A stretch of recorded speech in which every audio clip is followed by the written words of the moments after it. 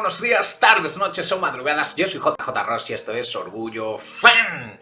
Y hoy vengo con un vídeo muy especial porque recuperamos la sección más longeva del canal, la de las peores películas de la década. Sección que por supuesto os estaré dejando tanto en la pantalla como en la descripción del vídeo.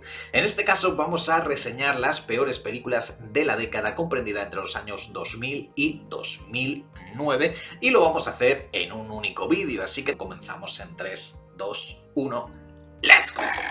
Comenzamos con el año 2000 e iniciamos con la que no es considerada solo como la peor película de dicho año, sino también como la peor película de la década. Battlefield Earth, o como la conocemos en España, Campo de Batalla La Tierra, protagonizada por John Travolta y su mujer Kelly Preston, que adaptaban la primera parte de la novela de L. Ronald Hubbard, el padre de la cienciología, la pseudo-religión o secta o como lo queráis llamar, a la que pertenecen ambos intérpretes.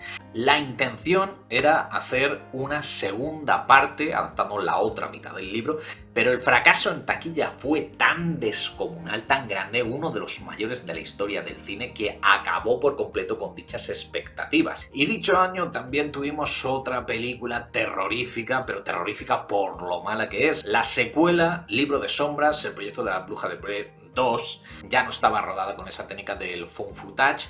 La anterior película se había rodado únicamente con $60.000, que eso es prácticamente calderilla, y recaudó en todo el mundo más de $200 millones, convirtiéndose en un fenómeno sociológico. Y esta, en cambio, aunque también funcionó en taquilla, la verdad es que pasó bastante desapercibida y vista a día de hoy es bastante soporífera.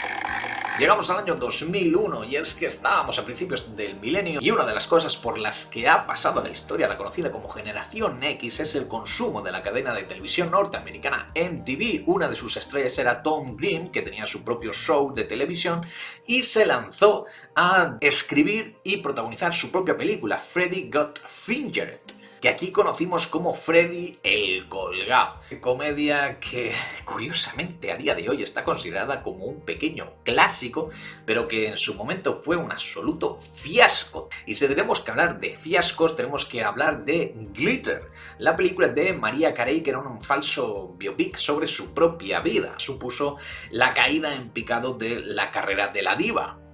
El año 2002 lo tenemos que iniciar con otro de esos ejemplos de que no es bueno mezclar tu relación amorosa con la profesión, con el estreno de la película Swept Away, que aquí conocemos como Barridos por la Marea, que dirigió Guy Ritchie y que protagonizó la que por entonces era su pareja, la también cantante diva de la música Madonna. Una película que no entendió absolutamente nadie. Y si antes hablábamos de Glitter, un proyecto bastante parecido, también con protagonista que era una diva de aquel momento de la música, en este caso del pop adolescente, de las lolitas, fue Crossroads, el debut y la despedida, si no me equivoco, de Britney Spears.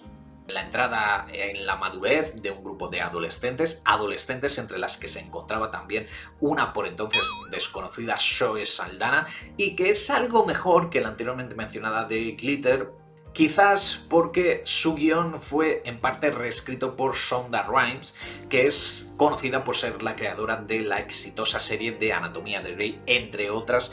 En todo caso, el 2002 también nos dejó una tercera película bastante mala, Enough, que aquí conocemos como Nunca Más, donde Jennifer López interpretaba a una mujer víctima de malos tratos que decidía poner punto y final a dicha situación y ponerse en forma para hacer frente a su expareja. No es que la intención de la película sea mala, pero es que la historia en sí no merece la pena. Y llegamos al año 2003, donde también tenemos la que está considerada también como una de las peores películas de todos los tiempos. Curiosamente, o no, también tenía en su reparto a Jennifer López, además una película que en su momento llamó muchísimo la atención porque el coprotagonista era la pareja en aquel momento de Jennifer López, el actor Ben Affleck, que en el mismo año 2003 también estrenaba la primera adaptación de Daredevil, el personaje de Marvel Comics que para nada le hacía justicia a su homónimo de las viñetas. Gigli, que es la película que les unía a ambos, fue dirigida por Martin Brest y que contaba en su reparto también con Christopher Walken y con Al Pacino. Dios, ¿por qué? ¿Por qué, Al Pacino? ¿Por qué hiciste esta película? Seguramente porque se la debía, por decirlo de alguna forma, al mencionado director, a Martin Brest, quien había sido el principal responsable de que ganase su único premio Oscar hasta la fecha por la película Esencia de Mujer. Costó 75 millones de dólares, que cuando tú ves la película no te explicas dónde metieron ese dinero, y recaudó tan solo 7, o sea que es uno de los grandes fiascos en la historia del cine. Y como os comentaba, en su reparto también estaba otro veterano, Christopher Walken, que también aparecía en el año 2003 en la película Canguro Jack. Película que además estaba producida por Jerry Bruckheimer, que es el principal impulsor de películas súper taquilleras. Y aunque esta película Canguro Jack no funcionó mal en taquilla, desde luego no pasará a los anales de la historia del cine. Llegamos al año 2004 y lo hacemos, si antes hablábamos de Daredevil, pues tenemos que hablar de Catwoman. Quizás la peor película basada en un personaje de cómic de todos los tiempos, protagonizada por Halle Berry, que además también tenía el diseño de uniforme del personaje peor que se haya visto nunca en una pantalla. Dios bendiga a Marvel Films por haber constituido su propia productora. Aunque el mismo año también tenemos la película Alexander, basada en el personaje histórico de Alejandro Magno, una película de Oliver Stone que llevo muchísimo tiempo pensando que tengo que volver a darle una vuelta porque en su momento me pareció bastante mala. Sobre todo también me pareció bastante larga, duraba como 3 horas, y que protagonizaba Colin Farrell, Anthony Hopkins, Christopher Plummer, Angelina Jolie, Jared Leto, Rosario Dawson, Val Kilmer, todo el mundo estaba en esta película. Llegamos al año 2005, un año que fue especialmente malo. Dirty Love, una película que aquí conocimos como Super Salidas, creo que se llamaba, aunque bueno, conocerla es mucho decir. ¿Qué se puede esperar de una película que coprotagonizan dos ex Playmates, dos chicas Playboy, que además una de ellas la escribía Jenny McCarthy, la otra que aparece en el reparto es Carmen Electra, película que además dirigía el marido por aquel entonces de Jenny McCarthy. Ya os he hablado antes que no es buena idea eso de juntar la profesión con tu relación amorosa, pero es que el mismo año 2005 también tuvimos una de esas secuelas que alguien se pregunta ¿por qué se ha hecho? ¿Por qué? El hijo de la máscara, la secuela de la película que en su día protagonizaron Jim Carrey y Cameron Diaz, que era una adaptación del cómic del personaje que fue creado por la editorial Dark Horse y que es infumable, o sea, completamente infumable. Aunque claro, si tenemos que hablar de secuelas que nunca deberían de haberse realizado, pues llegamos al año 2006 con Instinto Básico 2, que ya no tenía en la dirección detrás de las cámaras a Paul Verhoeven, que tampoco contaba con Michael Douglas como copartener, aunque sí teníamos a Sharon Stone de nuevo metida en líos. Y estaréis pensando, bueno, pero seguro que la película pues tenía un montón de escenas de sexo y de erotismo, que es por lo que se hizo conocida en su día la película anterior. Pues no. Cuando hizo la primera entrega, Sharon Stone tenía 34 años y cuando hizo la secuela tenía ya casi 50, tenía 48 años. Y, ojo, está espectacular Sharon Stone, pero lógicamente ya dijo, yo no vuelvo a desnudarme delante de una cámara, vamos, ni de coña.